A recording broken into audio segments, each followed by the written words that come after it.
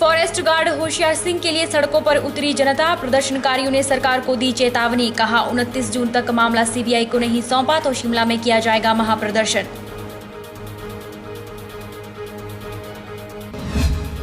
कुल्लू में आयोजित पत्रकार वार्ता में शांता ने प्रदेश सरकार पर साधा निशाना। कहा इतिहास में पहली बार कोई मुख्यमंत्री जमानत पर चला रहा सरकार।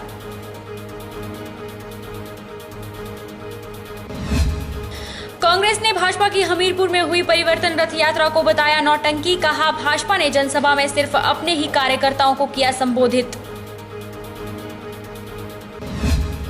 और नाहन में शराब बेचने वालों के बढ़ रहे हैं हौसले। कोर्ट के आदेशों के बावजूद दीवारों पर लिखा जा रहा शराब की दुकान का रास्ता। नमस्कार, आप देख रहे हैं HP 24x7। मैं हूं जनीशा चौहान। जंजैहली में फॉरेस्ट गार्ड होशियार सिंह की मौत की जांच सीबीआई को सौंपने की मांग को लेकर जनता सड़कों पर उतर आई है। जंजैहली की सड़कों पर लोगों ने धरना प्रदर्शन किया और जमकर नारेबाजी भी की। इस दौरान बाजार पूर्णतः रूप से बंद रहा। पुलिस जांच पर सवाल उठाते हुए प्रदर्शनकारियों ने सरकार को चेताया है कि यदि 29 जून तक मामला सीबीआई को नहीं सौंपा जाता है तो जनता शिमला में महाप्रदर्शन करेगी। यदि सरकार इस महाप्रदर्शन से भी नहीं जागेगी तो इसके 24 घंटे बाद चक्का जाम व प्रदेश सरकार के मंत्रियों का घेराव किया जाएगा।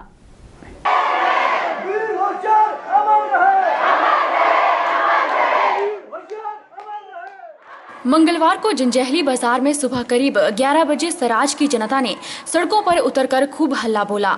लोगों ने मामले की सीबीआई से जांच की मांग को लेकर जमकर नारेबाजी की। हर हाथ में तख्ती व चेहरे पर आक्रोश था। प्रदर्शन में बच्चे, बूढ़े, महिलाएं, हर कोई न्याय के लिए आवाज बुलंद करता दिखा। विरोध रैली सैकड़ों की संख्या में सराज के दर्जनों पंचायतों के लोगों ने भाग लिया। इसके साथ ही सराज के अधिकतर बाजार भी सराज मंच के आह्वान पर मंगलवार को बंद रहे।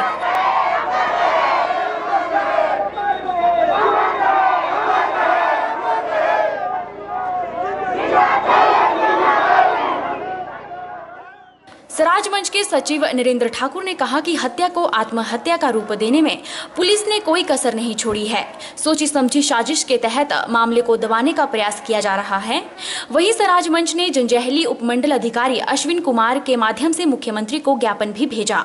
प्रदर्शनकारियों ने सरकार को चेताया है कि यदि 29 जून तक मामला सीबीआई को नहीं सौंपा जाता है तो जनता शिमला में महाप्रदर्शन करेगी। यदि सरकार इस महाप्रदर्शन से भी नहीं जागेगी तो इसके 24 घंटे बाद चक्का जाम व प्रदेश सरकार के मंत्रियों का घेराव किया जाएगा।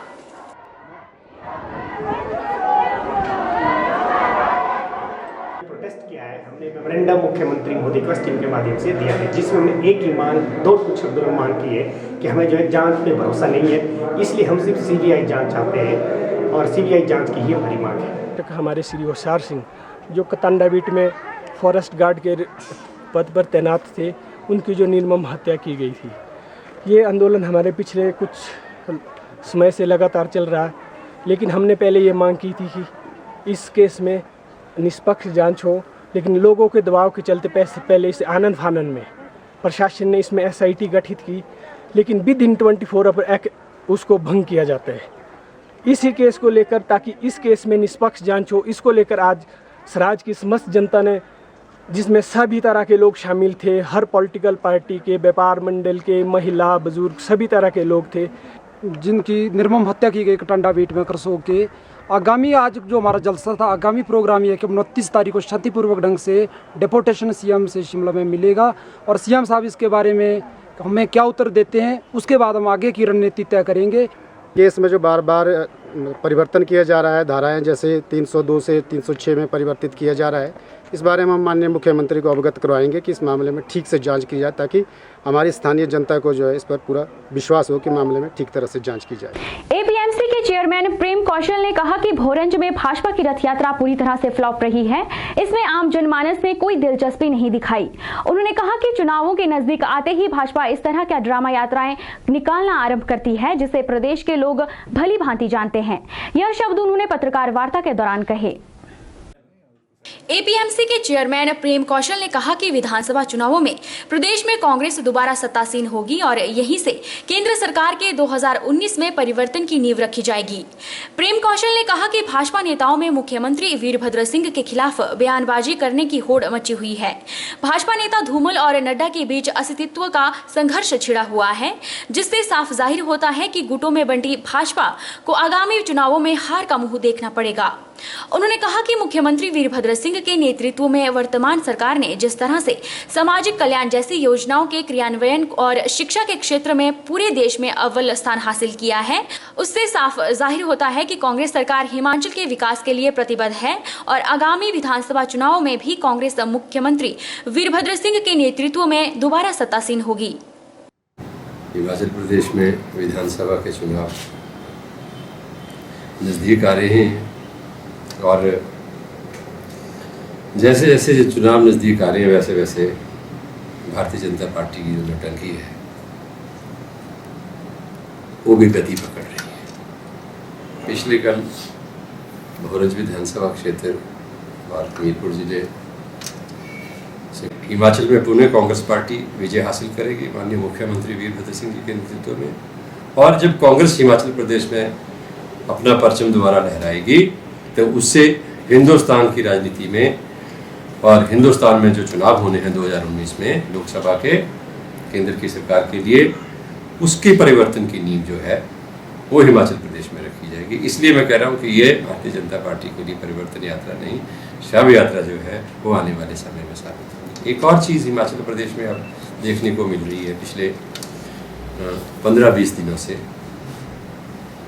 एक महीना कह लीजिए, भारतीय जनता पार्टी के नेता चाहे प्रेम कुमार धूमल हैं, चाहे नड्डा जी हैं, चाहे सतपाल सत्ती जी हैं, मुख्य तौर पर नड्डा जी और धूमल जी में एक कंपटीशन चला है आजकल, प्रतियोगिता है कि कौन ज़्यादा मुख्यमंत्री के खिलाफ बोलता है और कौन ज़्यादा हिमाचल प्रदेश की जो कांग्रेस की सरकार है उसके विरुद्ध बोलता है। वहीं हमीरपुर में हुई भाजपा की परिवर्तन रथ यात्रा को इंटक महासचिव ने नौटंकी बताया है।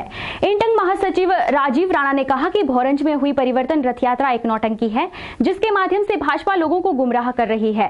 उन्होंने कहा कि जनसभा में सांसद अनुराग ठाकुर और जेपी नड्डा ने केवल अपने ही कार्यकर्ताओं को भाषणबाजी से संबोधित किया। भारतीय जनता पार्टी की जो परिवर्तन रथ यात्रा है वो महज एक नौटंकी है, आम जनता को गुमराह करने की, आम जनता को बदलाने की।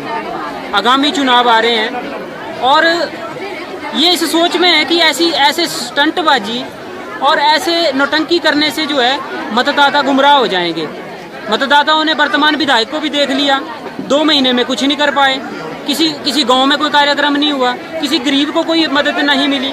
और परिवर्तन जो रथ यात्रा है, कल भोरंज में परिवर्तन रथ यात्रा का रथ रुका, महज 10 कार्यकर्ता, और वहाँ पे बड़ा परिहास की बात है, बड़े हास्य की बात है, हास्यास्पद बात है कि स्वास्थ्य मंत्री जेपी नड्डा जी, हमारे वर्तमान सांसद अनुराग ठाकुर जी वहाँ अकेले अपने ही कार्यकर्ताओं में जो है भाषणबाजी कर रहे थे। मनाली में होटलियर्स एसोसिएशन ने एक पत्रकार वार्ता का आयोजन किया। वार्ता में एसोसिएशन के अध्यक्ष गजेंद्र ठाकुर ने कहा कि पर्यटन नगरी मनाली को देश का नंबर 1 पर्यटन स्थल बनाने के प्रयास किए जाएंगे। पत्रकारों से बातचीत में गजेंद्र ठाकुर ने कहा कि अगर केंद्र और प्रदेश सरकार मनाली के आधारभूत ढांचे को विकसित करता है तो विश्व विख्यात पर्यटन नगरी मनाली पर्यटन के नए आयाम छूने में देर नहीं करेगी। होटलियर्स एसोसिएशन के अध्यक्ष गजेंद्र ठाकुर ने कहा कि इस साल मनाली में पर्यटकों की संख्या 20% अधिक रही है, जिससे साफ है कि वे दिन दूर नहीं जब मनाली देश ही नहीं एशिया का नंबर 1 पर्यटन स्थल बनेगा। ठाकुर ने कहा कि अगर केंद्र और प्रदेश सरकार मनाली के आधारभूत ढांचे को विकसित करता है तो विश्व विख्यात पर्यटन नगरी मनाली पर्यटन के नए आयाम छूने में देर नहीं करेगी। उन्होंने कहा कि पिछले साल की अपेक्षा में इस साल 20% पर्यटक अधिक आए हैं, जिससे ट्रैफिक जाम जैसी समस्या से परेशानी भी बढ़ी है। ये सर्वविदित है कि जो मनाली का पर्यटन स्थल है विश्व विख्यात है और बहुत से लोग यहाँ पर्यटक आ रहे हैं, और जो पर्यटक आ रहे हैं उनकी सुविधाओं का ध्यान हमें होटल एसोसिएशन के माध्यम से रखवाना है। और जो इस साल टूरिस्ट का फ्लो है वो पिछले साल की तुलना में काफ़ी बड़ा है। पिछली बार हमारे 32 और 35 हजार के बीच में पर्यटक आया था, लेकिन इस बार पर्यटक कम से कम 50 हजार के आसपास, 50 लाख के आसपास टच कर रहा है। तो ये निश्चित तौर पर कम से कम ये 20 और 25% की वृद्धि है। जितने भी टूरिस्ट यहाँ आए, हम चाहते हैं सबको सुविधाएं मिले, और उसके लिए यहाँ नए नए होटल भी बन रहे हैं, होम स्टेज बन रहे हैं, B&B नए रजिस्टर हो रहे हैं, और जो स्टार होटल में सुविधा मिलती है वो हमारे छोटे छोटे कॉटेज में भी सुविधा मिल रही है। तो हम ये तत्पर हैं कि पर्यटक ज़्यादा से ज़्यादा आए, यहाँ प्रकृति का लुत्फ उठाए, और साथ साथ में जो यहाँ का बर्फ की खासियत है उसका भी आनंद ले। वक्त तो चला है छोटे से ब्रेक का। ब्रेक के उस पार फौरन लौटेंगे, आप बने रहिए हमारे साथ।